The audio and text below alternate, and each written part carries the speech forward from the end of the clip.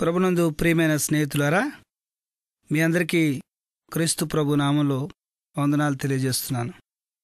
ఈరోజు స్టీవెన్ బాబుగా సేవ చేస్తున్న నేను నా జీవితంలో ఇంత గొప్ప రక్షణ ఎలా పొందానో, ఆ దేవుడు నన్ను ఎలా మార్చుకున్నాడో ఆ సంగతిని మీకు సాక్ష్యంగా పంచుకోవాలని ఆశపడుతూ ఉన్నాను. దయచేసి కొన్ని నిమిషాలు శ్రద్ధగా ఈ సాక్ష్యాన్ని విని దేవుడు మానవాళికి అనుగ్రహిస్తున్న సత్యాన్ని గ్రహిస్తారని ప్రేమతో మనవి చేస్తున్నాను. ప్రభు నన్ను సంధించడానికి ముందు నేను ఒక హిందూ కుటుంబంలో పుట్టాను. హైందవ సాంప్రదాయంలో పెరిగినవాడిని. మా తల్లిదండ్రులు నాకు శ్రీనివాస్ అనే పేరు పెట్టి ఆ ఏడుకొండల వెంకన్న బాబే ఎంతో ఆశీర్వాదం ఇచ్చి నన్ను వాళ్ళకు దయచేసాడన్నంత సంబరపడిపోయారు. అంత మాత్రమే కాదు, ప్రతి ఏడాది నన్ను ఆ కొండకు తీసుకువెళ్ళి గుండు కొట్టిస్తూ ఉండేవారు. మేము కులానికి పద్మశాలిలు. మాకు జంజం కూడా ఉండేది. మార్కండేయ గోత్రానికి సంబంధించిన వాళ్ళం కాబట్టి శివుని కూడా ఎంతో భక్తితో పూజిస్తూ ఉండేవాళ్ళం. ప్రతి శివరాత్రికి శ్రీశైలం వెళ్ళి ఆ గర్భగుడి పైన నందులుంటాయి. ఆ నంది కొమ్ములకు మేమే స్వయంగా నేసిన పట్టుబట్టను కడుతూ ఉండడం మా కులానికి ఆచారం. మా పితరులు అలా చేసేవారు. అర్ధరాత్రి సమయంలో లైట్లన్నీ ఆర్పేసినప్పుడు దిగంబరంగా వెళ్ళి ఆ గుడి మీద ఆ పట్టుబట్ట కట్టాలి. ఎంతో నిష్ఠతో అలాంటి పనులను మా పితరులు చేసేవారు. అయితే మేము కూడా సహజంగా ఎంతో భక్తితో నిష్ఠతో ఎన్నో వ్రతాలు పూజలు చేస్తుండేవాళ్ళం. తడువు చేయకుండా ఎంతో భక్తితో మా తల్లిదండ్రులు నాకు ఏ విధంగా నేర్పారో అలాగే నేను కూడా పూజిస్తూ ఉండేవాడిని. నా తల్లిదండ్రులు నన్ను పెంచిన విధానాన్ని బట్టి నేను కూడా నాకు తెలియకుండా హిందూ మతం పట్ల ఎంతో ప్రేమ పెంచుకున్నాను. మా ఇంట్లోనే కాదు, ఆ మాటకొస్తే మా వంశంలోనే నాలా స్పష్టంగా మంత్రాలు శ్లోకాలు చదివేవాళ్ళు ఎవరూ లేరు. అందువల్లే మా స్నేహితులు బంధువులు వాళ్ళందరూ కూడా ఏ పూజ చేసినా ఏ వ్రతాన్ని చేసినా నన్నే పిలుస్తుండేవారు. ఆ వ్రతానికి సంబంధించిన పుస్తకాన్ని, ఆ శ్లోకాలను, ఆ మంత్రాలను నేనే చదివితే బాగుంటుందని వాళ్ళు నన్ను పిలుస్తుండేవారు. మరి నేను ఆ రీతిగా భక్తిగా వేదాలు, ఇతిహాసాలు, పురాణాలు చదువుతూ ఉంటే మా అమ్మ నాన్న ఎంతో మురిసిపోతూ ఉండేవారు. నాకు కొద్దిగా వయసు పెరిగిందండి. యవ్వన దశ వచ్చేసరికి నా స్నేహితులు ఎలా అయితే బాడీ బిల్డింగ్ కసరత్తులు లాంటి చేసేవారో అలాగే నేను కూడా బాడీ బిల్డింగ్ కరాటే లాంటి విద్యలు నేర్చుకోవడానికి వెళ్తుండేవాడిని. ఆ దినాల్లో వారందరూ కూడా ఈ బాడీ బిల్డింగ్ చేసేవాళ్ళు ప్రతి మంగళవారం ఆంజనేయ స్వామి కోరికి వెళ్తుండేవారు. నేను కూడా సహజంగా భక్తి ఎక్కువ కాబట్టి క్రమం తప్పకుండా ప్రతి మంగళవారం ఆంజనేయ స్వామి కోరికి వెళ్ళి ఎంతో భక్తితో పూజించి ఆ హనుమాన్ చాలీసా చదివి గుడి చుట్టూ ప్రదక్షిణలు చేసి వస్తుండేవాడిని. మా వీధిలో ప్రతి మంగళవారం నేను నా చేతిలో కొబ్బరి చెప్పుతో, చెవులో పువ్వుతో, ఎర్రని సింధూరం బొట్టుతో, కొబ్బరి చెప్పు నిండా ఎర్రని సింధూరం బొట్టు వేసుకొని ప్రతి మంగళవారం కనిపిస్తుండేవాడిని. ఆ రీతిగా నన్ను చూస్తున్న ఆ వీధి వాళ్ళందరూ ఎంతో సంతోషపడేవారు. పుడితే ఇలాంటి కొడుకు పుట్టాలి, ఇలాంటి కొడుకు పుట్టాలంటే ఎంతో పుణ్యం చేసుకోవాలి. నిజంగా కన్నయ్యమ్మ తాతారావు వీళ్ళ దంపతులు చాలా పుణ్యం చేసుకుని ఉంటారు, ఇంత మంచి కొడుకు పుట్టాడని వాళ్ళు చెప్పుకునేవారు. అలా నా బాల్యం కొనసాగుతుందండి. 10th పరీక్షలు పూర్తయి రిజల్ట్స్ వచ్చాయి. మా వీధిలో చాలామంది పిల్లలు ఫెయిల్ అయిపోయారు. చాలామంది పాస్ అయ్యారు, కానీ ఏదో అరాకొర మార్కులతో పాస్ అయ్యారు. అయితే నేను మాత్రం ఫస్ట్ క్లాస్లో పాస్ అయ్యాను. చాలా ఎక్కువ మార్కులు వచ్చాయి. మా ఇంట్లో చాలా ఆనందపడ్డారు. అలాగే మా కాలనీలో కూడా పలానా కన్నయ్యమ్మ గారు అబ్బాయి ఎక్కువ మార్కులు సంపాదించుకున్నాడట, ఫస్ట్ క్లాస్ అంట అని వాళ్ళు చెప్పుకోవడం మొదలుపెట్టారు. చూడరా, ఆ స్త్రీని చూసి నేర్చుకోండిరా అని ప్రతి తల్లిదండ్రులు వాళ్ళ పిల్లల్ని చివాట్లు పెట్టేవారు. మెల్లిగా ఈ సంగతులన్నీ చూసిన తర్వాత నాలో ఒకలాంటి అతిశయం పెరిగింది. నేనేదో చాలా తెలివైన వాడినని, నాలా ఎవరు చదవలేరని అలాంటి ఆలోచనలు నాలో ప్రారంభమయ్యాయి. అంతేకాదు, నేను చాలా మంచోడినని, చాలా భక్తిపరుడనే ఆలోచనలు నాలో మొదలయ్యాయి. కాలేజీకి వెళ్ళడం మొదలుపెట్టాను. తెలుగు భాష మీద నాకున్న ప్రేమ మరి 10th క్లాస్లోనే చాలా ఎక్కువగా ఛందస్సు బాగా నేర్చుకున్న కారణంగా పద్యాలు రాసేవాడిని, కవిత్వాలు రాసేవాడిని. కాలేజీలో నేను రాస్తున్న కవిత్వాలకి చాలా డిమాండ్ ఉండేది. స్టూడెంట్స్ అందరూ కవిత్వాలు చదువుకొని చాలా సంతోషించేవారు, ఆనందించేవారు. నేను ఒక హీరోలా కాలేజీలో అందరూ నన్ను ట్రీట్ చేసేవారు. నేను రాసిన కవిత్వాలు చూసి ఎంతోమంది అమ్మాయిలు నాతో మాట్లాడడానికి ప్రారంభించేవారు. యవ్వన దశలో అడుగుపెట్టిన తర్వాత నాలో కొన్ని ఊహలు కూడా ప్రారంభమయ్యాయి. నాకు తెలియకుండా నాలో చెడ్డ ఆలోచనలు ప్రారంభమయ్యాయి. ఎక్కువ మంది అమ్మాయిల్ని ఈ కవిత్వాలతో ఆకర్షించుకోవాలని ఆశ నాలో పెరిగింది. అంతేకాదు, నా తోటి స్నేహితులు కూడా వాళ్ళు ఏ అమ్మాయిలైతే ప్రేమించాలని వెంటబడుతున్నారో ఆ అమ్మాయిలకు లవ్ లెటర్స్ రాయమని లేదా కవిత్వాలు రాయమని నా దగ్గరికి వచ్చేవారు. నేను కవిత్వం రాస్తే ఎలాంటి అమ్మాయి అయినా సరే తప్పకుండా ఆ ప్రేమిస్తున్న అబ్బాయికి చిక్కిపోయేది. అలా నేను కవిత్వాలతో ఎంతోమందిని ఆకర్షించగలిగాను. కాబట్టి నేనేదో గొప్ప తెలివైనవాడినని, చాలా మంచివాడినని, అందరూ నన్ను ఒక హీరోలో చూస్తున్నారని గర్వపడుతుండేవాడిని. ఏ ఇద్దరికైనా సరే గొడవ ఇస్తే వాళ్ళకున్న గొడవతో మాట్లాడుకోవడం అని అలిగి తిరిగి నా దగ్గరికి వచ్చి, ఇలా ఉందిరా పరిస్థితి, నువ్వేదైనా కవిత్వం రాయాలంటే ఆ రాత్రి ఒక కవిత్వం రాసిచ్చేవాడిని. ఉదయం అయ్యేసరికి వాళ్ళిద్దరి మధ్య గొడవ కూడా చల్లారిపోయేది. ఇలా నా కాలేజ్ జీవితం కూడా గడిచింది. నా యవ్వన దశలో నేను అందరికీ మంచోళ్ళ కనిపిస్తున్నా కూడా నాలో చెడ్డ ఆలోచనలు, చెడు తలంపులు ప్రారంభమయ్యాయి. చుట్టా, బీడి, సిగరెట్ లాంటివి, బ్రాందీ లాంటివి ఇలాంటి దుర్వ్యసనాలు నాలో లేవు, కానీ కామవికారపు ఆలోచనలు నాలో ప్రవేశించి నన్ను పాడు చేశాయి. పైకి చాలా మంచోడిగా ఉన్నాను, కానీ అంతరంగం మాత్రం హద్దులు లేని చెడ్డ ఆలోచనతో నిండిపోయింది. నేను ఎదుగుతున్నప్పుడు నాలో సహజంగానే దేవుని భక్తి ఎలా పెరిగిందో అలాగే క్రైస్తవులంటే ద్వేషం కూడా పెరిగింది. కారణం స్పష్టంగా తెలియదు, కానీ నా మతం మీద నాకున్న అభిమానం నన్ను అలా చేసిందేమో. ఎవరైనా సరే క్రైస్తవ మతంలో చేరి బొట్టు, పూలు, గాజులు తీసేస్తే నేను చాలా బాధపడిపోయేవాడిని. వాళ్ళని చూస్తే నాకు హృదయంలో ఒక మంట రేగేది. చిన్నతనం నుంచి కూడా ఎవరైనా క్రైస్తవ స్టూడెంట్స్ నాతో పాటు స్కూల్లో జాయిన్ అయినప్పుడు వాళ్ళంటే ఒక చిన్న చూపు నాలో ఉండేది. వీళ్ళందరూ మా మతాన్ని, మా సాంప్రదాయాల్ని మంటగలుపుతున్నారని ఆ భావం నాలో పెరిగిపోయేది. నేను ప్రయాణిస్తున్నప్పుడల్లా నాకు బాగా గుర్తున్న ఒక సంఘటన ఏంటంటే, ఒక వాక్యం నాకు ఎప్పుడు కనిపిస్తూ ఉండేది. ఏ బస్సులోనే ప్రయాణిస్తూ కిటికీలోని చూస్తున్నప్పుడు సడన్గా చూచినప్పుడు ఒక చర్చి గోడ కనిపించడం, ఆ గోడ మీద కొన్ని వాక్యాలు రాసి ఉండడం, ఒక వాక్యం మీద నా దృష్టి పడడం తరచుగా జరుగుతుండేది. ఆ వాక్యం ఏంటంటే, యేసు చెప్పెను, నేనే మార్గము, సత్యము, జీవమునై ఉన్నాను. నా ద్వారానే తప్ప ఎవడునూ తండ్రి యొద్దకు చేరలేడు. ఈ మాట నేను తలంపుగా చూడడం, చదవడం జరిగేది. అలా ఆ మాట చూసినప్పుడల్లా నాలో ఇంకా కోపం పెరిగిపోయేది. నేనే అంటాడేంటి క్రీస్తు? అందుకే నాకు ఒళ్ళు మండిపోతుంది. నిన్న కాక మొన్న వచ్చాడు, నేనే అంటాడేంటి? నేను కూడా ఒక దేవుడినే అంటే పోనీలే అని ఊరుకుందాం. మాకున్న 33.5 కోట్ల దేవతల్లో ఏదో ఒక దేవుడుగా భావించి ఒక మూల పడేసేవాళ్ళం. అంతేగాని నేనే, నా ద్వారా తప్ప ఎవడు స్వర్గానికి చేరడు అంటాడేంటి అని చాలా కోప్పడిపోయేవాడిని. ఎలాగైనా సరే ఈ క్రైస్తవులకు బుద్ధి చెప్పాలి అనేది నా ఆలోచన. స్వర్గానికి చేర్చడానికి ఈయనేనా మార్గం? మా హిందూ మతంలో దేవుళ్ళు లేరా? మా మతంలో అయితే నారాయణ అంటే చాలు వైకుంఠానికి వెళ్ళిపోతాం. శివరాత్రి నాడు ఉపవాసం ఉంటే చాలు, ఎంతటి దుర్మార్గుడైనా, ఎంత దొంగ అయినా సరే బొందితోనే కైలాసం చేరిపోతారు. మరి ఈ క్రీస్తు ఇక ఏ మార్గం లేదు, నేనే అంటాడేంటి? ఇలాంటి ఆలోచనలు నాలో కలుగుతుండేవి. అందుకే యేసుప్రభు అంటే నాకు చాలా కోపం ఉండేది, చాలా ద్వేషం పెరిగిపోయేది. స్కూల్లో కానీ కాలేజీలో కానీ నాతో చదువుతున్న స్టూడెంట్స్ వాళ్ళు ఎవరైనా క్రైస్తవులు ఉంటే చాలు చాలా ఘోరంగా వాళ్ళని ఎక్కిరిస్తూ ఏడిపిస్తుండేవాడిని. క్రైస్తవులు పిల్లలు నాతో పాటు ఆడుకోవడానికి, సరదాగా మాట్లాడడానికి నా దగ్గరికి వస్తున్నప్పుడల్లా వాళ్ళని ఎలా ఏడిపించాలని ప్రయత్నిస్తుండేవాడిని. వాళ్ళు ఏదో కుష్ఠరోగుల్లాగా వాళ్ళ వైపు చూస్తూ, వాళ్ళు నా ముందు నుంచి వెళ్తున్నప్పుడల్లా వాళ్ళని చూసి వెక్కిరిస్తూ చేతులలో పెట్టి చాలా ఎగతాళిగా నడిపించు నానావా అని కుష్ఠరోగుల్లా వారి వైపు చూస్తూ పాడి నవ్వుకునేవాడిని. నాతో పాటు అందరూ నవ్వేవాళ్ళు, వాళ్ళతో సిగ్గుపడిపోయేవారు. అలా వాళ్ళని ఏడిపించడం నాకు చాలా సరదాగా ఉండేది.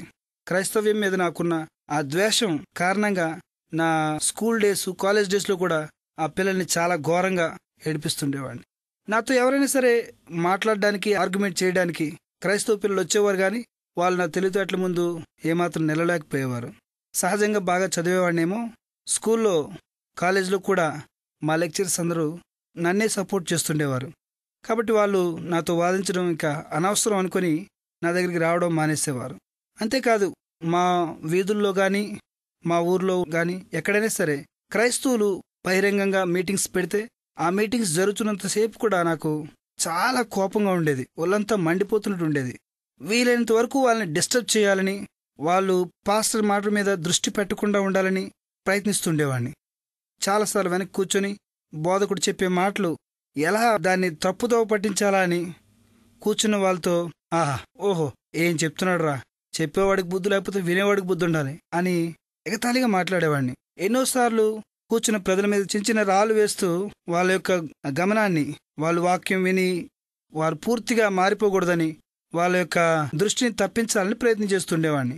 పాస్టర్లు లేచి యేసుప్రభు యొక్క గొప్పతనాన్ని చెప్తూ మా ప్రభు సజీవుడు, గొప్పవాడు అని చెప్తే వెంటనే లేచి కత్తి పట్టుకుని స్టేజ్ మీద కాలర్ పట్టుకుని, ఈ కత్తితో నేను పొడుస్తాను, నువ్వు చచ్చిపోతావు బతుకుతావు, నీ ప్రభువుని అడిగి చెప్పు అని అడగాలనిపించేది.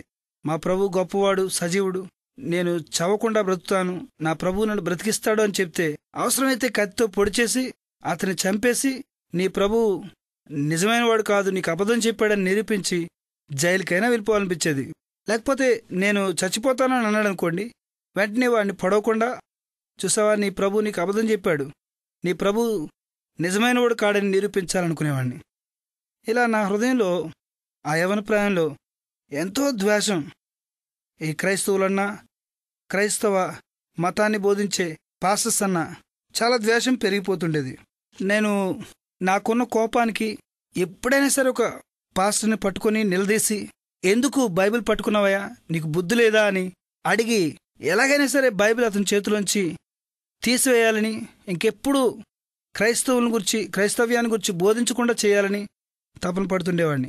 చాలాసార్లు అలాంటి అవకాశం దొరుకుతుందేమో అని చూసేవాడిని. కానీ ఎప్పుడు చూసినా క్రైస్తవులు గుంపులు గుంపులుగా ఉండేవారు, నేను ఒక్కడిగా ఉండేవాడిని. అవకాశం దొరికేది కాదు. అందులోనూ వయసు తక్కువ, మరి ధైర్యం కూడా చాలేదు కాదు. కానీ నా హృదయంలో ఎప్పుడైనా ఒక్క పాస్టర్ ఒంటరిగా దొరికితే తప్పకుండా నా వాక్చాతుర్యంతో హిందూ మత సంప్రదాయాలకు గొప్పతనాన్ని చెప్పి అతన్ని ఎలాగైనా సరే ఆ క్రైస్తవ మతాన్ని బోధించకుండా, ఆ బైబిల్ మరలా పట్టుకోకుండా నా కాలు మీద పడిపోయేలా చేసుకోవాలని ఆ తీవ్రమైన అన్వేషణతో ఉండేవాడిని. ఒక్క పాస్టర్ ఒంటరిగా దొరికితే వాడి పని అయిపోయినట్టే అని ఎప్పుడు అనుకుంటుండేవాడిని. ఈ రీతిగా నా బాల్యం అంతా గడిచింది. పైకి నేను చాలా మంచివాడిగా నా సమాజంలో ఉండేవాడిని. మా వీధిలో వాళ్ళందరూ కూడా నన్ను బాగా మెచ్చుకునేవారు. పైకి నాలో ఉన్న పాపం కనిపించేది కాదు, కానీ నాలో కూడా చాలా చెడ్డ తలంపులు ఉండేవి.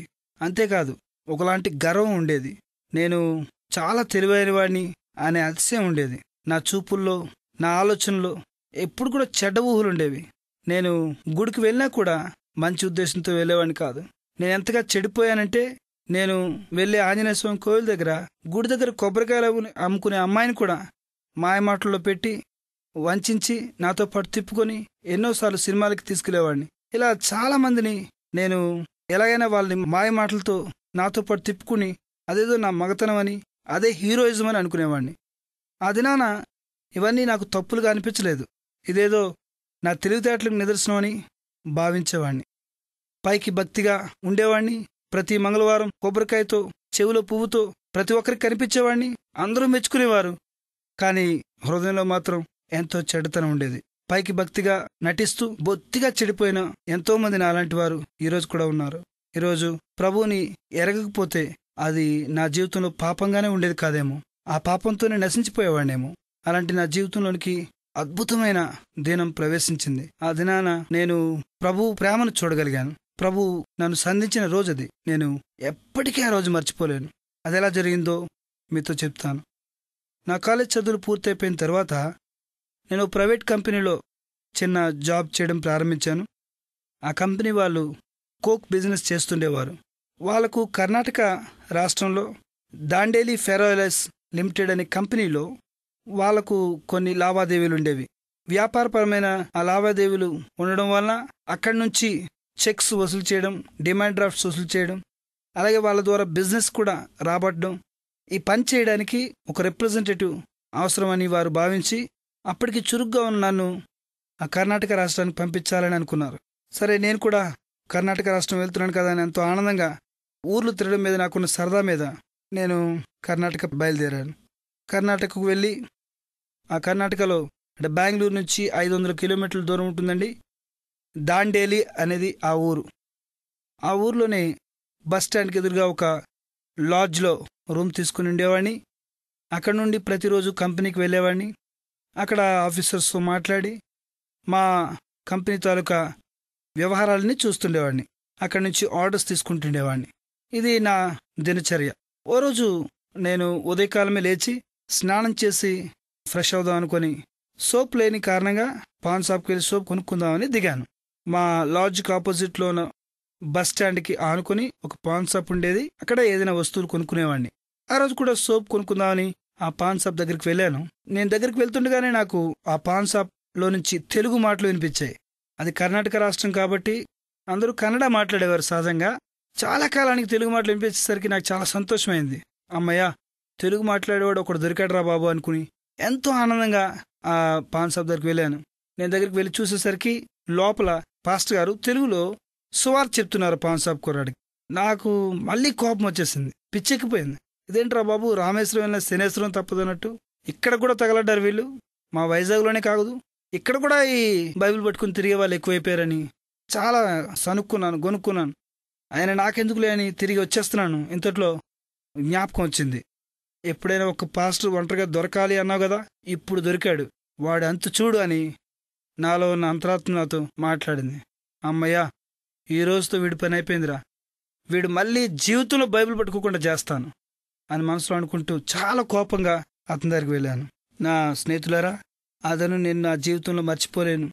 నా హృదయంలో ఉన్న చీకటంతా తొలగిపోయి దేవుని వెలుగు నాలోనికి ప్రవేశించిన రోజది.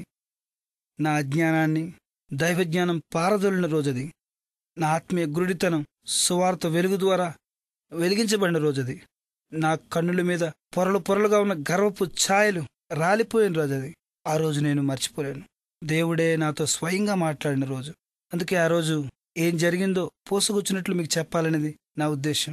చాలా కోపంగా వెళ్ళిన నేను ఆ పాన్ షాప్లో ఉన్న పాస్టర్ గారితో, ఏమంటే మీతో మాట్లాడాలి అని చాలా సీరియస్గా అడిగాను. అతనితో మాట్లాడుతూనే అతను అంచనా వేశాను. చాలా నల్లగా ఉన్నాడు, పెద్ద చదువుకున్నట్టుగా లేడు, తెలుగు భాష కూడా స్పష్టంగా లేదు. ఏ విధంగా చూసినా సరే నాకంటే తెలుగు తక్కువవాడే, కాబట్టి చాలా ఈజీగా అతన్ని ఓడించేయచ్చు. ఇక మళ్ళీ ఎప్పుడు బైబిల్ పట్టుకోకుండా చేయొచ్చు అని మనసులో అనుకున్నాను. అతనితో సంభాషణ ప్రారంభించాను. ప్రియులారా, అతనితో మాట్లాడిన ఆ 2 గంటల సంభాషణే నా జీవితాన్ని మార్చేసింది. చాలామంది జీవితాల్లో ఏ కడుపు నొప్పో, ఏదో అనారోగ్యం వచ్చి ప్రభువుని నమ్ముకుంటే తగ్గిపోతుందనే ఆశతో మందిరానికి వచ్చి అలా ప్రభువుని తెలుసుకునే వాళ్ళు ఉండొచ్చు. చాలామంది జీవితంలో అన్నీ కోల్పోయి ఇక ఆత్మహత్య చేసుకుందాం అనుకునే సమయంలో ప్రభు ప్రేమను గురించి విని మార్పు చెందిన వాళ్ళు ఉండొచ్చు. కానీ ప్రభువుకు ఎంతో వ్యతిరేకంగా ఉన్న నా జీవితంలో నాకున్న గర్వాన్ని నా ప్రభువే తొలగించిన ఆ రోజు నేను మర్చిపోలేను. మా ఇద్దరి మధ్య జరిగిన ఆ సంభాషణ ఇలా నడిచింది. నేను అంతతో మాట్లాడుతూ చాలా సీరియస్గా ఇలా అన్నాను, ఏమండి, మీకు అసలు ఏమైనా బుద్ధి ఉందా? భారతదేశంలో పుట్టి భారతీయులుగా పెరుగుతూ మన దేశ మత సంప్రదాయాలు విడిచిపెట్టి పరాయి దేశం నుంచి వచ్చిన ఆ మతాన్ని గురించి ఎందుకు బోధిస్తున్నారండి అని అడిగాను. చాలా సీరియస్గా నా గొంతులో నుంచి ఆ ధ్వని బయటకు వచ్చింది. తినడానికి తిండి లేకపోతే ఏదో కష్టం చేసుకుని బతకాలి, కానీ బైబిల్ చంకలో పెట్టుకుని ఆ ఇంటికి ఇంటికి తిరిగి అడుక్కునే వాళ్ళ మారకూడదండి. ఎంత సిగ్గుచేటు. మన దేశంలో దేవుళ్ళు లేరా? మనకేం దేవుళ్ళు కొదువా? ఏం తక్కువ అని పరాయి దేవుడిని బోధిస్తున్నారు? మనకు 33.5 కోట్ల దేవతలు ఉన్నారు. వాళ్ళందరూ ఉండగా కొత్త దేవుడిని ఎందుకు తీసుకొస్తున్నారు? మన ఆచారం సంప్రదాయం వీటన్నిటి గురించి మీకు తెలీదా? మన పురాణాలు, మన ఇతిహాసాలు వీటికంటే గొప్పదా ఆ బైబిల్ మతం అంటూ గట్టిగా అరవడం ప్రారంభించాను. వెంటనే ఆయన లేచి, బ్రదర్, మీరు చాలా కోపంగా ఉన్నట్టున్నారు, రండి కూర్చోండి అన్నాడు. అతని మాటల్లో చాలా సౌమ్యం ఉంది, మృదుత్వం ఉంది. నేను అనుకున్నాను, నా కోపాన్ని చూసి భయపడిపోయినట్టున్నాడు, ఇక చాలా తేలిగ్గా ఓడించవచ్చు అనుకున్నాను. అయితే అతను చాలా మృదువుగా నవ్వుతూ, బ్రదర్ కూర్చోండి, మన మధ్య గొడవ ఎందుకు? మీరు అడిగిన ప్రతి ప్రశ్నకి సమాధానం చెప్తాను. అయితే నేను కూడా కొన్ని ప్రశ్నలు వేస్తాను, మీరు వాటికి సమాధానం చెప్పండి. మీరు సత్యాన్ని తెలుసుకోవాలి. మీరు ఎంతో తెలివైన వల్ల కనిపిస్తున్నారు. నేను అడిగిన ప్రశ్నకు సమాధానం చెప్పండి, అప్పుడు మీరే చెప్తారు ఇంతవరకు మీరు చేసిన భక్తి అసలు భక్తే కాదని అన్నాడు. అంటే నాకు చాలా కోపం వచ్చింది. వాట్, 21 సంవత్సరాలుగా నేను చేస్తున్న భక్తే, ఈ భక్తే కాదా? ఈయన అడిగే ప్రశ్నలు నేను సమాధానం చెప్పలేనా అని మనసులో ఏమడుక్కుంటూ అడుక్కోవయా అని మనసులో అనుకుంటూ అడగండి అన్నాను. వెంటనే ఆయన నా ముందు 5 ప్రశ్నలు ఉంచాడు. చాలా అద్భుతమైన ప్రశ్నలు, నా కన్నులు తెరిపించిన ప్రశ్నలు. ఇది నాన్న చాలామంది హైందవులు నాలాగే భక్తి చేస్తున్నామనే భ్రమలో బ్రతుకుతున్నవారు, వాళ్ళు కూడా ఈ సంభాషణ విని సత్యాన్ని తెలుసుకోవాలనేది నా ఉద్దేశం. అతను అడిగిన మొదటి ప్రశ్న ఏంటంటే, బ్రదర్, మనుషులందరినీ దేవుడే పుట్టిస్తున్నాడని మీరు నమ్ముతారా అన్నాడు. వెంటనే అవును నమ్ముతాను, కానీ మీ యేసు ప్రభు కాదు, మాకు బ్రహ్మదేవుడు ఉన్నాడు. అతని 4 తలకాయలుంటాయి. అతని విధాత అంటారు, సృష్టికర్త. అతన్ని అందరూ పూజిస్తారు. అతడే ప్రతి మనిషిని సృష్టిస్తాడు అని చెప్పారు. దానికి ఆ పాస్టర్, పోనీలేండి, ఎవరో ఒకరు ఇంతకీ దేవుడే మనుషులు పుట్టిస్తున్నాడని మీరు నమ్ముతున్నారు కదా అన్నాడు. నమ్ముతున్నాను అన్నాను. అయితే ఓ ప్రశ్న అడుగుతాను, చెప్పండి, ఏ మనుషుడైనా తల్లి గర్భంలో ఉన్నప్పుడు అంటే ఆ 9 నెలల్లో ఎప్పుడైనా దేవుణ్ణి చూసుంటాడా అన్నాడు. ఏమో, ఆ దశ గుర్తుండదు కదా. నేను మెల్లిగా ఏమోనండి, అది జ్ఞాపకం ఉండదు అని చెప్పాను. వెంటనే ఆయన, వెరీ గుడ్, బాగా చెప్పారండి. అలా అయితే ఏ మనుషుడైనా తల్లి గర్భం నుంచి భూమి మీద పుట్టిన వెంటనే కళ్ళు తెరవగానే ఎవరికైనా దేవుడు కనిపించుంటాడా అన్నారు. అంటే అది కూడా జ్ఞాపకం ఉండదు. బహుశా చూస్తే హాస్పిటల్లో నర్సుని చూస్తాడు, లేదంటే తల్లిని చూస్తాడు, లేకపోతే మంత్రసాన్ని చూస్తాడు, అంతేగాని దేవుడు కనిపించున్నాడు కదా అని అతను చెప్పాను. ఏమో, అది కూడా జ్ఞాపకం ఉండదని చెప్పాను. ఇప్పుడు ఆయన అన్నాడు, లోకంలో పుట్టిన వాళ్ళందరూ ఎలా పుట్టారంటారా అన్నాడు. మన ప్రతి ఒక్కరు అలాగే పుట్టారు అన్నాను. అప్పుడు ఆయన చాలా చురుకైన ప్రశ్న వేశాడు. మరి ప్రతి మనుషుడు కూడా గర్భంలో ఉన్నప్పుడు దేవుణ్ణి చూడక, భూమి మీదకి వచ్చిన తర్వాత కళ్ళు తెరిచిన తర్వాత కూడా దేవుణ్ణి చూడకపోతే, ఇప్పుడున్న విగ్రహాలు, ఇప్పుడున్న దేవుని పటాలు ఎవరు దేవుణ్ణి చూశారని చెక్కారు అని అడిగాడు. వెంటనే ఒక్కసారి స్టన్ అయిపోయాను. అలాంటి ప్రశ్న అతని దగ్గర నుంచి వస్తుందని ఊహించలేదు. చాలా అమాయకంగా కనిపిస్తున్నాడు, కానీ ఒక్కసారి అలాంటి ప్రశ్న వేసేసరికి స్టన్ అయిపోయాను. వెంటనే తేరుకొని, అదేంటండి, మా పురాణాల్లోనూ ఇతిహాసాల్లోనూ దేవుళ్ళ గురించి రాశారు, ఆ వర్ణన చూసి ఎంతోమంది శిల్పులు దేవుడి బొమ్మలు చెక్కారండి అన్నాను. వెరీ గుడ్ అండి, మీరు చాలా తెలివైన వాళ్ళ కనిపిస్తున్నారు. అయితే మరి ఇన్ని తెలిసిన మీకు ఆ రామాయణ భారతాలు ఇతిహాసాలు ఎవరు రాశారు మీకు తెలియదా అని అడిగారు. ఎందుకు తెలీదు, రామాయణాన్ని వాల్మీకి రాశాడు, భారతాన్ని వేదవ్యాసుడు రాశాడు, తెలుగులోకి నన్నయ్య, తిక్కన, ఎర్రప్రగడ అనువదించారు అని చెప్పాను. వెంటనే మరి వాళ్ళు ఎలా పుట్టారండి అని అడిగాడు. వాళ్ళు కూడా మాలాగే పుట్టారండి అన్నాను. అనగానే, మరి వాళ్ళు కూడా మీలా పుడితే, వాళ్ళు కూడా తల్లి గర్భంలో ఉండగా కానీ బయటకు వచ్చిన తర్వాత కానీ దేవుణ్ణి చూడకపోతే మరి దేవుడు ఇలా ఉంటాడని ఎలా వర్ణించారు అని అడిగాడు. వెంటనే నాకు ఇంకా నోటి మాట రాలేదు. అరే, ఇదేదో ఆలోచించాల్సిన విషయమేనే అనిపించింది. ఎప్పుడూ ఇలా ఈ కోణంలో ఆలోచించలేదు.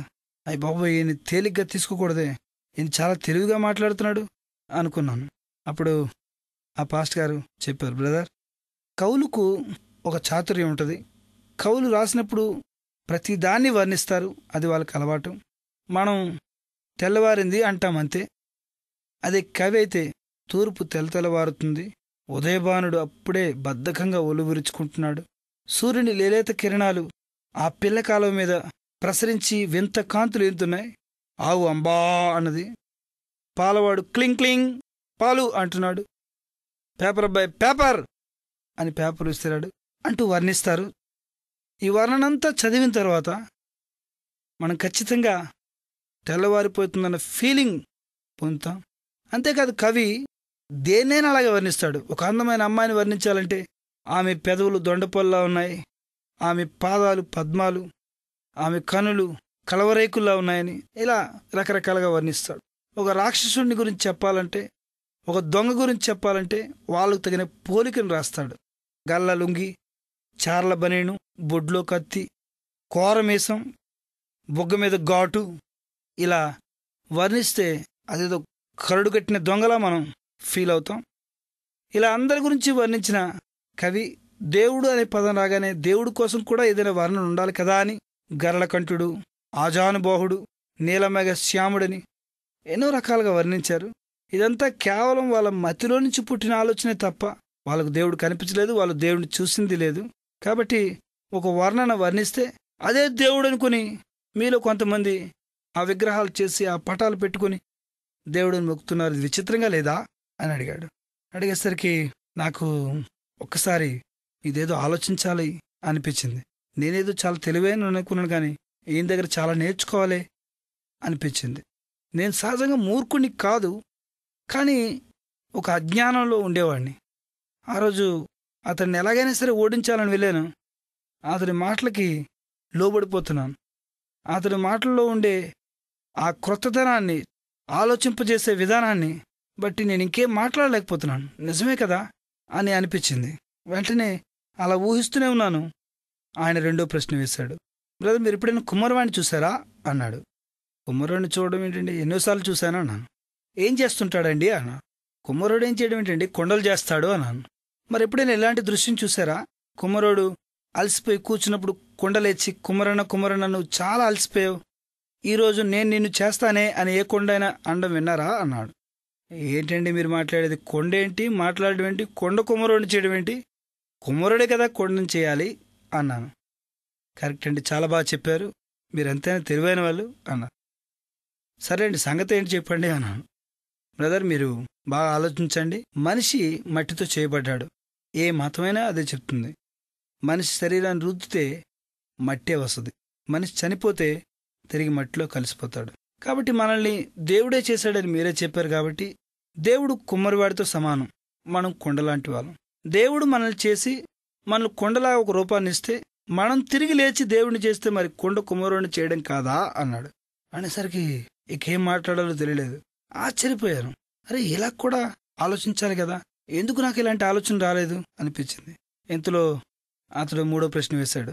అయ్యా, ఈ మూడో ప్రశ్నకి సమాధానం చెప్పండి. మీరు ఎప్పుడైనా వినాయక చవితి చేసుకున్నారా అన్నాడు. ఎప్పుడైనా ఏంటండి, ప్రతి సంవత్సరం చేసుకుంటూనే ఉన్నాం అన్నాను.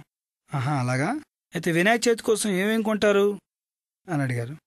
ఏం కొంటాం? పత్రి అంటే రకరకాల ఆకులు, ఆయా రకాల పళ్ళు, ఆ సీజన్లో దొరికే పళ్ళు, అలాగే పాలవెల్లి అంటే పైన కడతారు, వెదురు కర్రలతో చేస్తారు పాలవెల్లి, అలాగే వినాయకుడి పుస్తకం, వినాయకుడి బొమ్మ అన్నా.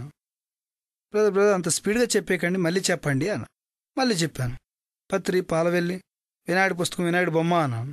ఆయన అన్నాడు, బ్రదర్ మీరు చివరి అంటున్నారు కదా మీరు బొమ్మ కొంటానని, మరి చిన్న బొమ్మ కొంటారా పెద్ద బొమ్మ కొంటారా అన్నాడు. ఎవరికి నచ్చింది వాళ్ళు కొనుక్కుంటారండి, చాలా బొమ్మలు ఉంటాయి. మరి డబ్బులు తక్కువగా ఉన్న వాళ్ళు చిన్న బొమ్మ కొంటారు, డబ్బులు ఎక్కువ ఉన్న వాళ్ళు పెద్ద బొమ్మ కొంటారు. మేమైతే మా ఇంట్లోకి చిన్న బొమ్మ కొంటాం. మా వీధిలో మేము కుర్రాళ్ళందరం కలిసి యూత్ చేస్తున్నప్పుడు చాలా పెద్ద బొమ్మ కొంటాం అని చెప్పాను. అప్పుడు ఆయన నవ్వుతున్నాడు, బ్రదర్ ఇప్పటికే మీరు 8 సార్లు బొమ్మ బొమ్మ బొమ్మ బొమ్మ అంటున్నారు, అంటే దేవుడు కాదా అన్నాడు. అనేసరికి ఒక్కసారి నా గుండె దడ్మని కొట్టుకుంది. ఇదేంట్రా బాబు, ఇతడు ఇలా కాలికేస్తే మెడకేస్తే కాలికేస్తున్నాడు, చాలా డేంజర్ ఇతనితో మాట్లాడడం అనుకున్నాను. నా నోటితోనే బొమ్మ బొమ్మ అని చెప్పిస్తున్నాడేంటి అనుకున్నాను.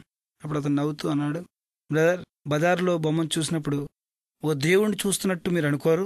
అయ్యా 5 రూపాయలకి ఇస్తావా ఇవ్వా, లేకపోతే వదిలే అని వెళ్ళిపోతాం. అప్పుడు ఆ బొమ్మ దేవుళ్ళ కనిపించలేదు. పోనీ ఏదో బేరం కుదిరించుకొని ఒక కాగితాన్ని చుట్టేసి బజారు బుట్లో మూల పడేసి బజారంతా దాన్ని ఊపుకుంటూ వస్తున్నప్పుడు ఒక దేవుణ్ణి తీసుకువెళ్తున్నాం అన్న ఫీలింగ్ మనకు ఉండదు. ఇంట్లోకి తీసుకువెళ్ళి ఆ బుట్టను మూల పడేసి మరుసటి రోజు వినాయక చవితి అయితే మరుసటి రోజు తలకి స్నానం చేసి ఆ బొమ్మను తీసి మూల పెట్టే వరకు కూడా ఆ బొమ్మ దేవుడని మనకు గుర్తే రాదు. ఆ వినాయక చవితి రోజు తలకి స్నానం చేసి దేవుడా నన్ను కరుణించని మనం అడుగుతాం. ఇది ఎంతవరకు సబు? కొన్నప్పుడు దేవుడు కాడు, ఇంటికి తీసుకొస్తున్నప్పుడు దేవుడు కాడు, మరుసటి రోజు ఉదయానికి దేవుడు అయిపోయాడా? ఆలోచించండి. మీలాంటి తెలివైన వాళ్ళు, చదువుకునే వాళ్ళు ఈ సంగతి ఆలోచించాలండి అన్నాడు. నేను అరే ఇది కూడా కరెక్టే కదా అనుకుంటున్నాను. అతన్ని ఎలా ఓడించాలా అని అనుకుంటున్నాను. ఎందుకంటే నా దేవుల్ని అతను చాలా తేలిగ్గా మాట్లాడుతున్నాడు. అయితే అతని మాటల్ని ఏమాత్రం తప్పుపడడానికి వీలు లేకుండా చాలా తెలివిగా మాట్లాడుతున్నాడు. బ్రదర్ బొమ్మ దేంతో తయారు చేస్తారో మీకు తెలుసు కదా అన్నాడు. మట్టితో అన్నాను. బాగా చెప్పారండి. ఆ మట్టి ఎలాంటిది? ఆ మట్టి వర్షం పడితే బురదను చూసి మనం చీ అంటాం. ఎవరు కూడా మట్టిని నెత్తి మీద పోసుకోరు, కాలుతోనే తొక్కుతారు. అలాంటి మట్టి అది. ఎన్నోసార్లు ఆవులు, గేదెలు, మేకలు ఆ మట్టి మీద ఆ మలమూత్రాలు విసర్జించుంటాయి. ఆ మట్టి అలాంటి పనికి మాలింది. ఆ మట్టిని తీసుకొచ్చి ఎవరో ఒక అతను మంచివాడైనా కావచ్చు, చెడ్డవాడైనా కావచ్చు, త్రాగుబోతైనా కావచ్చు, తిరుగుబోతైనా కావచ్చు, వ్యభిచారైనా కావచ్చు, అలాంటి వ్యక్తి ఆ మట్టిని కాళ్ళతో తొక్కుతున్నాడు. ఆ కాళ్ళతో తొక్కుతున్నప్పుడు అతని ఒంటి చెమటంతా మట్టిలోనే ఉంటుంది. అతను పోసే నీళ్లు అవి మురికి నీళ్ళో మంచి నీళ్ళో తెలియదు. అతనికి ఆ రోజు జలుబు అయితే ఆ జలుబు ఆ చీముడంతా దాంట్లోనే ఉంటుంది. ఇలాంటి పనికిమాలిన వ్యక్తి కాలుతో తొక్కి తొక్కి తొక్కి ఒక ముద్దలా చేసి ఆ మట్టి ముద్దకు కళ్ళు ముక్కు పెట్టాడంతే. అలా పెట్టగానే అతడిని మనం దేవుడు అనుకుని పూజిస్తున్నాం. మట్టి దేవుడు ఎలాగవుతాడండి? ఆలోచించండి అన్నాడు ఆయన. అనేసరికి అవును, ఇది కరెక్టే అని అనిపించింది. నిజమే కదా, ఇలా ఎందుకు నేను ఆలోచించలేదు, నా జీవితంలో ఎప్పుడు ఇలాంటి ఆలోచన ఎందుకు రాలేదు సుమా అని అనుకున్నాను. ఆయన నవ్వుతూ అన్నాడు, బ్రదర్, మరి వినాయక చవితి చేసుకుంటారు కదా, మరి 9వ రోజున ఆ దేవుణ్ణి ఎందుకు నీళ్ళలో తోసేస్తారు అని అడిగాడు. నాకు నిజంగా తెలియదండి, నిమజ్జనం ఎందుకు చేస్తారో ఇప్పటికీ తెలియదు. నాకే కాదు, చాలా మంది హిందువులకి వాళ్ళు చేస్తున్న ఆచారాలు ఏంటో, ఎందుకు చేస్తున్నారో ఆ సంగతి తెలియదు. ఇప్పుడు ఆయన అన్నాడు, మీకు తెలియకపోవచ్చు కానీ నాకు తెలిసింది చెప్పమంటారా అన్నాడు. ఏంటో చెప్పండి అన్నాను. ఆయన నవ్వుతూ అంటున్నాడు, బహుశా మీరు కలెక్ట్ చేసిన డబ్బులన్నీ అయిపోయి ఉంటాయి. రోజు రోజుకి ఆ వినాయకుడికి ఉండ్రాలు పెట్టి అతని బొజ్జ సైజు పెరుగుతుంది, కానీ మీరు అతన్ని పోషించలేకపోతున్నారు. బాబు, ఇక మా మధ్య ఉంటే మేము పోషించలేం, కానీ నువ్వు నీళ్ళలో ఉంటేనే మంచిదని తోసేస్తున్నారేమో, అంతే కదా అన్నాడు. చాలా కోపం వచ్చింది, చాలా బాధ అవుతుంది. నా దేవుల్ని నానా రకాలుగా తిడుతున్నాడు, కానీ నేనేం చేయలేకపోతున్నాను. నా దేవుని పట్టుకుని ఇంత మాట్లాంటాడా, ఎలా ఇతన్ని ఓడించాలి అని మనసులో అనుకుంటున్నాను. నా ఆలోచనలు అలా సాగుతూనే ఉన్నాయి. అతను మరో ప్రశ్న వేశాడు. ఈసారి ఆ ప్రశ్న తిరుగులేని ప్రశ్న, నేనెప్పుడు ఊహించలేదు. ఆయన అన్నాడు, దేవుడు అనే పదానికి నిర్వచనం చెప్పగలరా బ్రదర్ అన్నాడు. నేనేం మాట్లాడలేదు. ఏం మాట్లాడితే ఏం తంటా వస్తుందని. వెంటనే అతడు, పోనీ ఇలా అడుగుతాను వినండి, పలానా వ్యక్తి దేవుడు లాంటి వాడు అంటారు కదా, ఎలా ఉంటే దేవుడు లాంటి వాడు అంటారు అని అడిగాను. అప్పుడు నేను మెల్లిగా గొంతు పిలుచుకొని ఇలా అన్నాను, నాలో ఉన్న కోపం అంతా అప్పటికే పోయింది, అతనితో గట్టిగా మాట్లాడలేకపోతున్నాను, అనవసరంగా వచ్చి కూర్చున్నాను అనిపిస్తుంది, కానీ మధ్యలో లేచి వెళ్ళిపోతే బాగోదు కదా అని అక్కడ కూర్చున్నాను. ఆ ప్రశ్నకు సమాధానంగా ఇలా అంటున్నాను, మంచివాడిగా ఉండాలి, ఏ లోపం ఉండకూడదు, అందరికీ న్యాయం చేయాలి, సహాయం చేయగలగాలి, అన్నిటినీ చేయడానికి శక్తి కూడా ఉండాలి అని చెప్పారు. వెరీ గుడ్ అండి, చాలా బాగా చెప్పారు, ఎంతైనా మీరు తెలివైన వాళ్ళండి అన్నాడు ఆయన. ఏం తెలివి బాబు, నువ్వు ప్రతిదానికి ఏదో ఒకటి పెడుతున్నావు కదా అని మనసులో కొనుక్కుంటూ ఏం మాట్లాడకుండా అలా ఉండిపోయాను. అప్పుడే అతడు ఇలా అన్నాడు, బ్రదర్, మీరు చెప్పిన లక్షణాలు ఉన్న దేవుడు, మీరు చెప్తున్న ఆ 33.5 కోట్ల దేవుల్లో ఒక్కడైనా ఉన్నాడా అని అడిగాడు. అంతే, అది పెద్ద ఛాలెంజ్ నాకు. ఏంటి, నేను పూజిస్తున్న దేవుల్లో ఒక్కడైనా లేడా మంచి లక్షణాలు ఉన్నవాడు అని వెంటనే ఆలోచించడం ప్రారంభించాను. చాలా రోషం వచ్చేసింది నాకు. నోరు తెరిస్తే మొట్టమొదట నా నోట్లోనికి వచ్చే పేరు వెంకటేశ్వర స్వామి. ఎందుకు లేడండి, ఏంటి మీరే మాట్లాడేది, కలియుగ దైవం వెంకన్నబాబు లేడా అన్నాను. అప్పుడు ఆయన నవ్వుతూ, వెంకటేశ్వర స్వామి దేవుడా అండి? దేవుడా, అతని గురించి చెప్తాను వినండి. అతనికి 2 భార్యలు, కొండ మీద ఒక భార్య, కొండ కింద ఒక భార్య. వాళ్ళిద్దరూ చాలరు అనుకుని ముస్లిం ఏరియాకి వెళ్ళి బీబీ నాంచారిని చూసి బీటు కొడుతున్నాడు. ఆయన దేవుడా? అలాంటి వాడు దేవుడు ఎలా అవుతాడండి అన్నాడు. అనేసరికి నాకు మతిపోయింది. ఇదేంట్రా ఇలా అనేస్తున్నాడు? మాకు తెలిసిన పురాణ కథల్లో ఇది నిజమే. శ్రీనివాసుడు ఆ రీతిగా ప్రయత్నించడం, తర్వాత ముస్లింలందరూ వెంటపడడం, ఇవన్నీ కూడా నిజమే. కానీ మాకు ఎప్పుడు అది చెడ్డగా అనిపించలేదే. ఇప్పుడు ఆయన చెప్పినప్పుడు ఇది నిజమే కదా అనిపిస్తుంది. దేవుడైతే అలాంటి లక్షణాలు ఎందుకు ఉండాలి అని అనిపించింది. వెంటనే ఏం చెప్పాలో తోచలేదు. అతను అన్నాడు, బ్రదర్, మీకు సంగతి చెప్పమంటారా? దేవుళ్ళందరికీ అడ్డునామాలుంటాయి, మీ వెంకటేశ్వర స్వామికి మాత్రం నిలునామాలుంటాయి, ఎలా ఉన్నాయో మీకు చెప్పమంటారా అన్నాడు. నేనేం మాట్లాడకుండా తలదించుకున్నాను. వెంటనే ఆయన అన్నాడు, ముస్లిం పేటకు వెళ్ళి ముస్లిం అమ్మాయితో ఈ ప్రేమ కలాపాలు సాగిస్తున్నప్పుడు ముస్లింలు తట్టుకోలేక కోపంతో శ్రీనివాసుని చంపాలని గండ్రగొడ్లు పట్టుకుని తరుముతున్నారండి. అలాంటప్పుడు ఈ శ్రీనివాసుడు పారిపోయి ఎలాగైనా తప్పించుకోవాలి కదా అని ఆవుల మధ్యలో ఆవులాగా వంగి పరిగెడుతున్నాడు. ఆ సమయంలో వాళ్ళు ఆ గొడ్డలు విసిరినప్పుడు గొడ్డలు తిరుక్కుంటూ వచ్చి శ్రీనివాసుడు నుదుటి మీద నిలువుగా పడిపోయింది. అప్పుడు దాన్ని కవర్ చేసుకోవడానికి ఇటొక నామం పెట్టారు. ఆవు అడ్డొచ్చింది కదా అని ముస్లింలు కోపంతో గోవును చంపుకొని గోవిందు చేసుకున్నారు. అంటే గోవును కోసుకొని వండుకొని తిని ఆనందించారు. అయితే హిందువులు గోవు తమ దేవుణ్ణి రక్షించింది కాబట్టి గోవిందా అంటున్నారు అని చెప్పాడు. నిజంగా అది ఎంతవరకు నిజమో నాకు తెలియదు, కానీ ఆయన చెప్పిన మాటను మాత్రం ఆ రోజు నేను ఎదిరించలేకపోయాను. ఈయనతో చాలా తంట వచ్చి పడింది. ఈయనేదో ఓడిద్దామని వచ్చాను, నన్నే 30 తప్పులు పెడుతున్నాడు, ఎలా ఇక్కడి నుంచి తప్పించుకుందామా అని అనుకుంటున్నాను. అలా ఆలోచిస్తుండగానే ఆయన మరో ప్రశ్న వేశాడు. శ్రీకృష్ణుడి గురించి చెప్పుకుందామా అండి అన్నాడు. అనేసరికి నాకు అర్థమైపోయింది అతను ఏం చెప్పాలనుకుంటున్నాడు. కృష్ణుడి గురించి ఏం మాట్లాడుకుంటాం మనం? 16,000 మంది గోపిక స్త్రీలు, 8 మంది భార్యలు, సత్య కృష్ణుని తల మీద తన్నిందంట.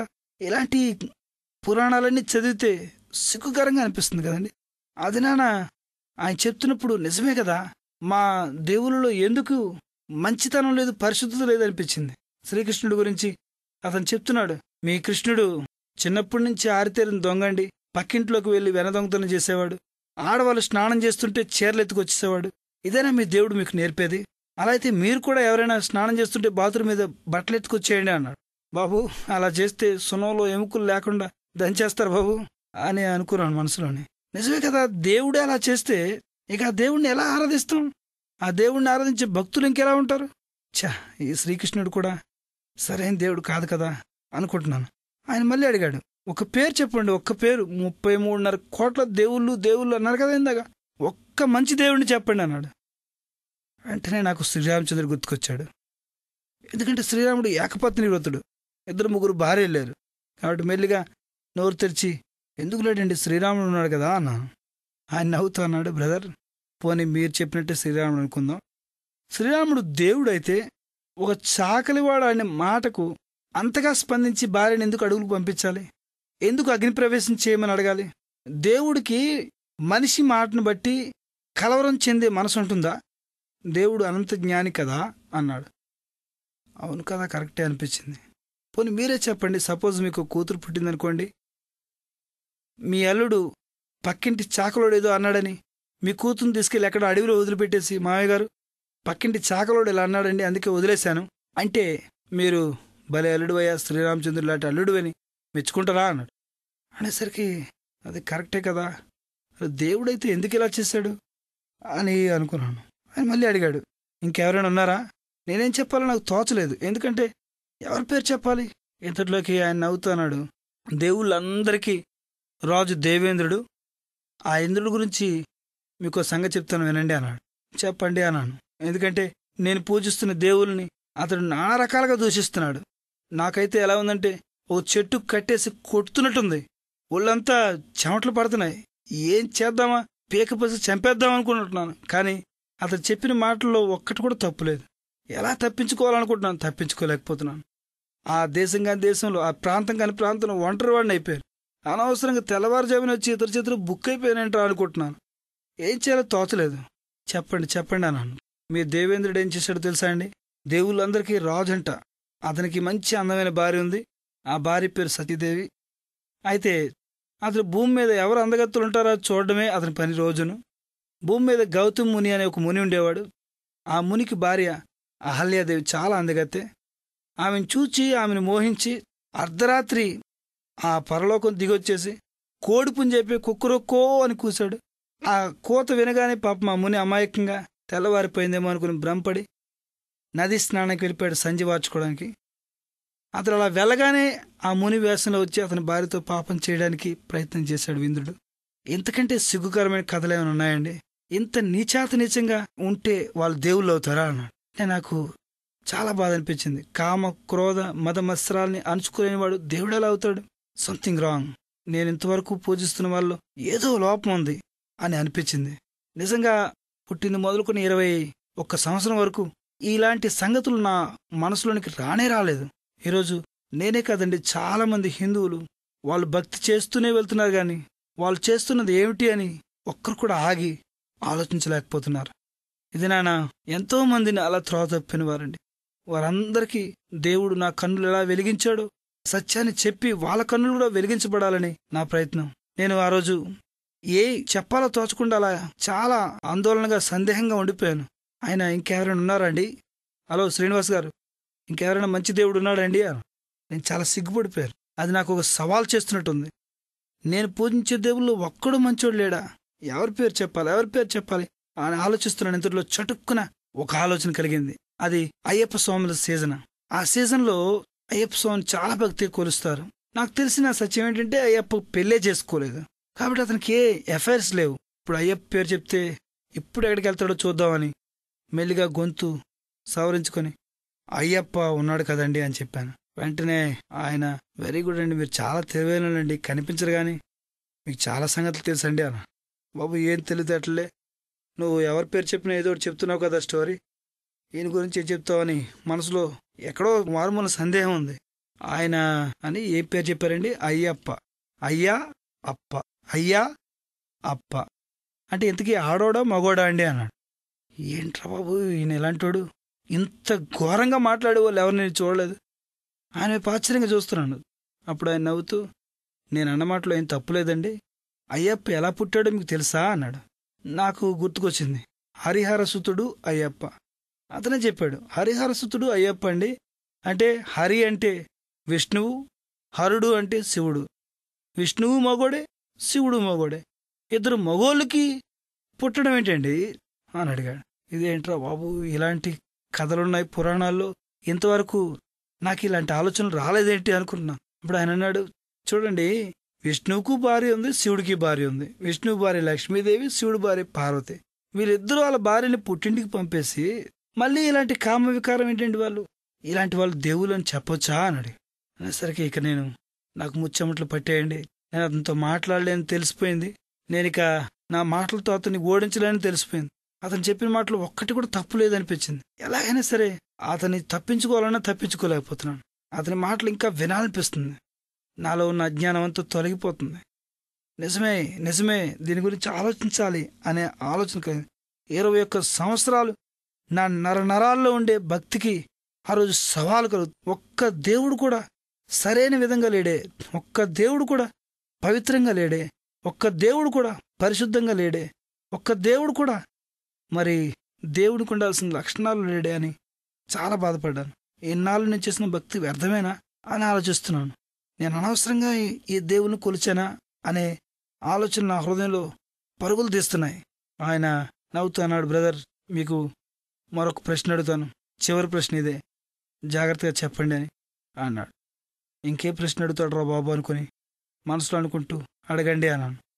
ఆయన అన్నాడు, బ్రదర్, మీకు పెళ్ళయిందా అన్నాడు. అమ్మయ్య అని ఊపిరిపించుకొని ఇంకే ప్రశ్న వేయట్లేదు అనుకుని, పెళ్ళయిందంటే 3 నెలల క్రితమే కొత్తగా పెళ్ళయింది, నా భార్య విశాఖపట్నంలో ఉంది అని చెప్పాను. వెంటనే ఆయన నేను ఊహించలేని మరో ప్రశ్న వేశాడు, మీకు బాగా ఇష్టమైన దేవుడు ఎవరండి అన్నాడు. మళ్ళీ ఏదో ఫిట్టింగ్ పెడుతున్నాడు రా బాబు, ఏదోలాగా నన్ను మూలతో కొట్టించాలనుకుంటున్నాడు అనేసరికి నేను ఈసారి ఎవరి పేరు చెప్పకూడదు అనుకుని ఆంజనేయుడు అని చెప్పాను, హనుమంతుడు అని చెప్పి. అంటే ఏదోలా కింద పడినా సరే నేను కూడా పైకి లేవాలని ప్రయత్నం చేస్తున్నానండి, కానీ ఓడిపోతున్నాను. ఎప్పుడైతే హనుమంతుడిని చెప్పాడో ఆయన మరో ప్రశ్న అడిగాడు, మరి నీకు పెళ్ళైన తర్వాత పిల్లలు పుట్టాలనుకుంటావు కదా, మగపిల్లలు పుట్టాలా ఆడపిల్ల పుట్టాలా అన్నాను. మగవాడే పుట్టాలండి అన్నాను. మగపిల్లడే కావాలన్నాను. మరి మీలా పుట్టాలా మీ ఆవిడలా పుట్టాలా? నాలాగే పుట్టాలండి అన్నాను. నాకంటే అందంగా పుట్టాలండి అన్నాను. అనగానే, బ్రదర్ మీరేమనుకోకండి, మీకు నిజంగా కొడుకు పుట్టి ఆ కొడుకు ఒక తోక పుట్టి ఆ కొడుకు మూతి కోతి మూతిలా పుడితే మీరు నిజంగా సంతోషపడతారా బాధపడతారా అన్నాడు. అనేసరికి ఇక నా కాళ్ళు చేతులు వణుకుపోయి నా నడుముకున్న బోల్ట్లు ఊడిపోయి కుప్పకూరిపోయింది అయిపోయింది. ఎందుకంటే పరిస్థితి నా దాకా వచ్చేసింది. ఇదేంట్రా బాబు, ఈయన నాకు ఇలాంటి కొడుకు పుట్టాలనుకుంటున్నాడు ఏంటి? అయ్యా, మీ అనవసరంగా మీ నోట్లో నోరు పెట్టాను, నన్ను క్షమించండి, నాకు అలాంటి కొడుకు వద్దండి అన్నాను. అలా కాదండి, ఎందుకు అంత కంగారు పడుతున్నారు? ఇప్పుడే కాదు చెప్పారు ఆంజనేయుడు అంటే నాకు బాగా ఇష్టమని. ఒక బుల్లి ఆంజనేయుడు పుట్టాడని సంతోషపడాలి కదా బాబు. అదేంటో నాకు తెలియదు కానీ నాకు మాత్రం మంచి కొడుకే పుట్టాలండి, కోతులాంటి కొడుకు పుట్టకూడదండి అన్నాను. ఎందుకంటే హిందువుల్లో ఒక చెడ్డ మాట వింటే అది జరిగిపోతుంది ఏమో భయం ఎక్కువ. అమంగళం ప్రతీతమవుగా కానీ మేము ఎప్పుడు చెవులు మూసుకుంటుంటాం. నేను తెల్లవారుజామునే నాకు అలాంటి కొడుకు పుడతాడని చెప్పేసరికి నాకు భయం ఎక్కువైపోయింది. ఆయన అంటున్నాడు నవ్వుతూ, పోనీ కూతురు పుట్టి ఆ కూతురికి 8 చేతులు పుడితే ఎలా ఉంటుందంట? అయ్యా మీకు దండం పెడతాను, ప్లీజ్ ఇంకొక మాట కూడా మాట్లాడకండి, నాకు మంచి పిల్లలు పుట్టాలి అంతే అని అన్నాను. అప్పుడు ఆయన నవ్వుతున్నాడు, బ్రదర్ నేను మిమ్మల్ని బాధ పెట్టాలనుకోలేదు, అది నా ఉద్దేశం కూడా కాదు. వాస్తవం చెప్తున్నాను వినండి. మీరే కాదు, ఎవరైనా సరే మీకు ఆ రూపాలంటే ఇష్టం లేదు, మీ హృదయంలో ఆ రూపం అంటే భయం కూడా ఉంది. అయితే ఎందుకు దాన్ని పూజిస్తున్నారంటే ఎక్కడో మీ పితరుల కాలంలోనే వాళ్ళు త్రోవ తప్పారు, నిజదేవుడిని విడిచిపెట్టి ఇక విగ్రహాలను పూజించే వైపు మళ్ళీపోయారు. ఆ దినాన్ని నుంచి వాళ్ళకు పుట్టిన మీరు, వాళ్ళకు పుట్టిన తర్వాత తరం వారు, మీరందరూ కూడా చదువుకున్నా కూడా వాళ్ళు అనుసరించిన మార్గంలోనే అనుసరించడం ప్రారంభించారు. అందుకే మీరు కూడా తొలగిపోయి విగ్రహాల వైపు మళ్ళీపోయారు. మీ తప్పు కాదండి ఇది. అయితే మీలాంటి తెలివైన వాళ్ళు ఆలోచించాలని, విగ్రహాలకు పూజిస్తే దానివల్ల ప్రయోజనం ఏంటి, నిజదేవుడు ఉన్నాడు కదా అన్న ఆలోచన మీలో కలగాలండి అని చెప్పాడు. చెప్పేసరికి నేను ఏం మాట్లాడలేకపోయాను. నిజమే, ఆ విగ్రహాలన్నా ఆ రూపాలన్నా మా హృదయంలో సంతోషం లేదు, కానీ కేవలం అందరూ వెళ్తున్నారని వెళ్తున్నాం. ఆయన అన్నాడు, ఒక లాజిక్ చెప్పమంటారు బ్రదర్, మానవుని యొక్క నైజం ఎలాంటిదంటే ఎక్కడ 10 మంది గుంపు కుడతారో అక్కడికి వెళ్ళి నించుంటాడు. ఏ కొట్టులో అయితే ఎక్కువ మంది కొనుక్కుంటారో ఆ కొట్టుకే వెళ్ళాలనుకుంటాడు. తనకి టైం అయిపోతుందన్నా ఖాళీగా ఉన్న కొట్టుకు వెళ్ళడు. అలాగే ఎంతోమంది ఆ గుడి ఈ గుడి అంటూ ఆ వ్రతం ఈ వ్రతం అంటూ తిరుగుతున్నారు. కాబట్టి చాలామంది వాళ్ళని చూసి వీళ్ళు కూడా అలా గుళ్ళకి గోపురాలకి తిరగడం ప్రారంభించారు. ఈ రీతిగా చాలామంది త్రోవ తొలగిపోయారు. అంతేకాదు, పవిత్రమైన గ్రంథం చెప్తుంది, ఈ యుగ సంబంధమైన దేవత వారి మనోనేత్రాలకి గురుడితనం కలుగు చేస్తుంది అని. నిజంగా ఈ దినాన చాలామంది మనోనేత్రాలు గురుడితనంలో ఉన్నాయి బ్రదర్. మీలాంటి తెలివైన వాళ్ళు, చదువుకున్న వాళ్ళు దీని గురించి ఆలోచించాలి అని చెప్పాడు. వెంటనే నాకు తలంతా గిర్రని తిరిగిపోయింది. నిజమే, నా 21 సంవత్సరాల భక్తంతా వేస్ట్. నేను పూజించింది ఒక నీతి లేని, ఒక యథార్థత లేని, ఒక పరిశుద్ధత లేని కేవలం రాతి బొమ్మలకే మొక్కాననిపించింది. వెంటనే అతని దగ్గరికి వెళ్ళి అతను చేయి పట్టుకొని, ఓకే ఒప్పుకుంటున్నానండి, నేను చేసింది నిజమైన భక్తి కాదు, నేను చేసిందంతా విగ్రహారాధనే. అయితే నాకు ఈ మాట చెప్పండి, మీ దేవుడే నిజమైన దేవుడని మీరు ఎలా రుజువు చేసుకుంటారు అని అడిగారు. అప్పుడు ఆయన అన్నాడు, అయ్యా మా దేవుడు సజీవుడు, మాట్లాడే దేవుడు, మా దేవుడు నిజమైన దేవుడు అని నేను రుజువు చేసుకోవాల్సిన అవసరమే లేదు. మీరు ఒక పని చేయండి, మీకు నిజదేవుడు ఎవరో తెలుసుకోవాలని ఉంటే ఈ రోజు నుంచి ప్రార్థించండి, దేవుడా నువ్వెవరివి, నేను నిన్ను పూజించాలి, నువ్వు నాతో మాట్లాడు అని అడగండి. నా దేవుడు నిజమైన దేవుడు కాబట్టి ఖచ్చితంగా మీతో మాట్లాడతాడు, అప్పుడే మీరు తెలుసుకుంటారు, నేను నా నోటితో చెప్పాల్సిన అవసరమే లేదు అన్నాడు ఆయన. ఆ పాస్ గారు ఎప్పుడైతే అలా చెప్పారో నాకు ఈ పద్ధతి బాగుందనిపించింది. ఆయన వెళ్ళిపోతూ క్రొత్త నిబంధన గ్రంథాన్ని నా చేతిలో పెట్టి దీన్ని చదవండి అని చెప్పి వెళ్ళిపోయాడు. ఆ రోజు నుంచి ఆ గ్రంథాన్ని చదవడం ప్రారంభించాను. ఎలా చదివానంటే, నా దేవుళ్ళలో ఉన్న లోపాలన్నీ వీడు చెప్పాడు కాబట్టి ఈ దేవునిలో యేసుప్రభులో ఎన్ని లోపాలున్నా కనిపెడతాను అనే ఉద్దేశంతో, చాలా సునిశ్చితమైన దృష్టితో తప్పులు పట్టుకోవాలని యేసుప్రభు యొక్క వ్యక్తిత్వాన్ని పరిశీలిస్తూ చదివాను. అలా చదివినప్పుడు నేను ఆశ్చర్యపోయాను. ఆయనలో ఎక్కడ తప్పు గాని, పాపం గాని, లోపం గాని, పొరపాటు గాని లేనే లేదు. ఆయన పుట్టుకలో పరిశుద్ధి ఉందని, ఆయన జీవితం అంతా పాపమే చేయలేదని, పాపమే ఎరుగులేదని, పాపుల్లో చేరలేదని, పరిశుద్ధుడని, మహనీయుడని గ్రహించాను. అంతేకాదు, ఆ బైబిల్ చదువుతుండగానే నాలో ఏ పాపం లేదు, నేను చాలా మంచోడిని, చాలా తెలివైనోడిని అనే నా తలంపులన్నీ కూడా మారిపోయాయి. నేనెంత చెడిపోయాను, ఎంత భ్రష్టుడిని అయిపోయాను, ఎంత త్రోవ తొలగిపోయాను, ఎంత నీచుడినో, ఎంత దౌర్భాగ్యుడినో, నా తలంపుల్లో, నా కనుదృష్టిలో, నా ఊహల్లో ఉన్న చెడంతా నాకు కనిపించింది. పైకి భక్తిగా నటిస్తున్నాను గాని అంతరంగంలో ఎంతగానో భ్రష్టుడిని అయిపోయానని ఆ వాక్యపు వెలుగులో గమనించాను. వెంటనే కుమిలిపోయాను, పశ్చాత్తాపడ్డాను. నిజమే, పరిశుద్ధత అంటే ఏంటో తెలిసింది, పవిత్రంగా ఉండడం అంటే ఏంటో తెలిసింది. నేను చాలా చెడిపోయానని ఆ తలంపులు నాలో బాధించేవి. దుఃఖంతో అలాగే చదవడం ప్రారంభించాను. అలా చదువుతున్నప్పుడు యోహాను సువార్త 14వ అధ్యాయానికి రాగానే నేను వెతుకుతున్న నిధి నాకు దొరికినట్టయింది. బాల్యం నుంచి ప్రేమతో నన్ను వెంబడిస్తున్న ఆ గొప్ప దేవుని వాక్యం యోహాను 14:6లో మరొకసారి నాకు కనిపించింది. యేసు చెప్పెను, నేనే మార్గము, సత్యము, జీవమునై ఉన్నాను, నా ద్వారానే తప్ప మరి ఎవడును తండ్రి ఎదుకు రాలేడు అనే మాట చూడగానే నా కళ్ళు వెలిగాయి. గొప్ప వెలుగు నాలోకి ప్రవేశించింది. నేను వెతుకుతున్న నా దేవుడు నాకు దొరికినంత ఆనందం కలిగింది. గొప్ప సంతృప్తి కలిగింది. యేసు ప్రభువులో పాపం లేదు కాబట్టి ఆయన పాపులను క్షమించడానికి అర్హుడు. ఆయన పాపరహితమైన రక్తాన్ని చిందించాడు. మానవాళి పాపానికి ప్రాయశ్చిత్తం ఆయనే చేశాడు. ప్రజాపతి యజ్ఞ పశువై భూలోకానికి రావాలని యజుర్వేదంలో చెప్పిన ఆ శ్లోక అర్థాన్ని ఈ మహానుభావుడు తీర్చాడనిపించింది.